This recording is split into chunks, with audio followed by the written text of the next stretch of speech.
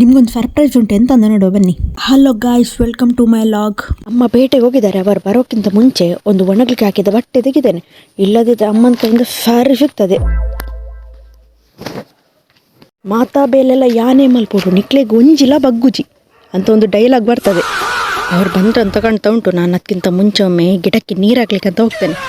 ಎಂತ ಗೊತ್ತುಂಟ ಗಾಯ್ಸ್, ನಾನೊಂದು 6 months ಬ್ಯಾಕ್ ಒಂದು ಗಿಡ ನಟ್ಟಿದ್ದೆ. ಅದು ಎಲ್ಲಿವರೆಗೆ ಬಂದಿದೆ ಅಂತ ನೋಡುವ ಬನ್ನಿ. ಅಕ್ಕ, ಅಲ್ಲಿ ಉಂಟು ಗಿಡ. ಯಾವುದ್ರ ಗಿಡ ಅಂತ ನಿಮ್ಮಲ್ಲಿ ಯಾರಿಗಾದ್ರೂ ಗೊತ್ತಿದ್ರೆ ಕಮೆಂಟ್ ಮಾಡಿ ಗಾಯ್ಸ್. ಒಂದು ಕ್ಲೂ ಕೊಡ್ತೇನೆ ಬೇಕಿದ್ರೆ. ಇದೊಂದು ಫ್ರೂಟ್ಸ್ನ ಗಿಡ. ಇದರದ್ದು ಬುಡ ನೋಡಿ ಗಾಯ್ಸ್, ಫುಲ್ಲು ಒಣಗಿ ಹೋಗಿದೆ ಬಿಸಿಲಿಗೆ. ಬುಡಕ್ಕೆ ನೀರು ಹಾಕುವಾಗ ಈಗ ತಂಪು ತಂಪಾಗ್ಬೋದಲ್ಲ ಅದಕ್ಕೆ. ಜಾಲಿ ಜಾಲಿ. ಇದಕ್ಕೆ ಒಂದಕ್ಕೆ ಬೋರ್ ಆಗ್ತದಂತ ಇನ್ನೊಂದು ಗಿಡ ನಟ್ಟಿದ್ದೇನೆ, ಬನ್ನಿ ತೋರಿಸ್ತೇನೆ. ನಮಗೆ ಹೇಗೆ ಒಂದು ಮಾತಾಡ್ಲಿಕ್ಕೆ ಒಂದು ಜನ ಬೇಕಾ, ಅದಕ್ಕೆ ಕೂಡ ಒಂದು ಮಾತಾಡ್ಲಿಕ್ಕೆ ಒಂದು ಜನ ಬೇಕಲ್ಲ, ಅದಕ್ಕೆ ಇನ್ನೊಂದು ಗಿಡ ನಟ್ಟಿದ್ದೇನೆ ಇದರಲ್ಲೇ ಪಕ್ಕದಲ್ಲೇ. ಇದಕ್ಕೆ ಬೇಜಾರಾಗ್ತದಲ್ಲ ಅದಕ್ಕೆ. ಈ ಗಿಡದ ಹೆಸರು ಕೂಡ ಯಾರಿಗಾದ್ರೂ ಗೊತ್ತಿದ್ರೆ ಕಮೆಂಟ್ ಮಾಡಿ. ಇದು ಕೂಡ ಒಂದು ಫ್ರೂಟ್ಸ್ನ ಗಿಡನೇ. ಮನೆಗೆ ಫ್ರೂಟ್ಸ್ ತರ್ತಾರಲ್ಲ, ಅದರದ್ದು ಬೀಜ ಬರ್ತದಲ್ಲ, ಅದನ್ನ ಮಾಡಿದ ಗಿಡ ಇದೆಲ್ಲ.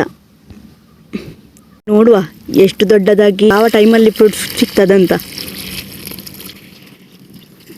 ಇದು ಕಡಿಮೆ ಅಂದರೂ ಕೂಡ ಒಂದು 2-3 ವರ್ಷ ಬೇಕಾದಿತ್ತು ಮೇಲೆ ಬಂದು ಫ್ರೂಟ್ಸ್ ಕೊಡಲಿಕ್ಕೆ. ನೀರು ಹಾಕಿದ ತಕ್ಷಣ ಪಕ್ಕ ಕುಡೀತು ಮಾರೆ. ಈ ಗಿಡ ಫ್ರೂಟ್ಸ್ ಬಿಟ್ಟ ತಕ್ಷಣ ಹೇಳ್ತೇನೆ, ಅವಾಗ ಯಾರಿಗಾದ್ರೂ ಬೇಕಿದ್ರೆ ಹೇಳಿ. ಸರಿ, ಹಾಗಾದರೆ ಮುಂದಿನ ಲಾಗಲ್ಲಿ ಸಿಗುವಲ್ಲ. ಬಾಯ್ ಬಾಯ್. ಫಾಲೋ ಮಾಡೋದು ಮರಿಬೇಡಿ.